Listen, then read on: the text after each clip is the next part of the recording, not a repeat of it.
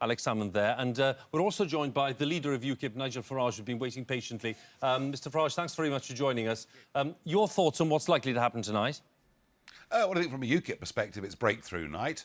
We're predicted in Wales to win seats, in London with the count tomorrow to win seats. I think in Northern Ireland are going to win seats, and in Scotland it's pretty knife edge. So overall, a breakthrough for UKIP. In terms of England, well, it's a bit early. All we've seen so far is Sunderland, where we're averaging 23% of the vote in the seats in which we've stood, which is markedly up from the last time 4 years ago. And I think the big message is that UKIP is now eating very hard into the old Labour vote. And that's the message I think that we'll take from UKIP's performance in these elections. To all of those people who follow UKIP who are watching this, and they'll be wondering what your sense is of the strength that's likely in the local elections. Let's leave Scotland and Wales to one side, Northern Ireland. Yeah. What would your guidance be on that?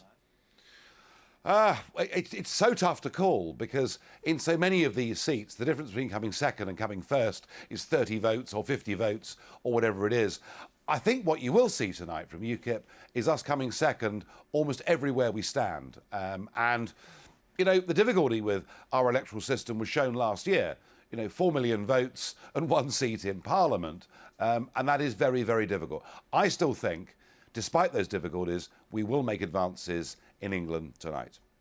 Where it comes to the Welsh Assembly, Mr Farage, because, of course, it's not so long ago that UKIP wanted the Assembly abolished. That's now changed. 17 years ago, yeah. Well, no, it's more recent than that. Come on. But I'm just wondering what you want to achieve there. You're going in there. If you get members of that Assembly, what are they going in there to achieve? Well, under my leadership, we're a pro-devolution party. I want devolution of powers from Brussels to Westminster, from Westminster out to the country, to the Welsh Assembly, to Kent County Council, wherever it may be. And we're going in there constructively. We're going in there saying, look, devolved powers in Wales have given the worst health service provision in the whole of the UK and a failing education system. And if we can play a positive role as people from the real world, we will do so.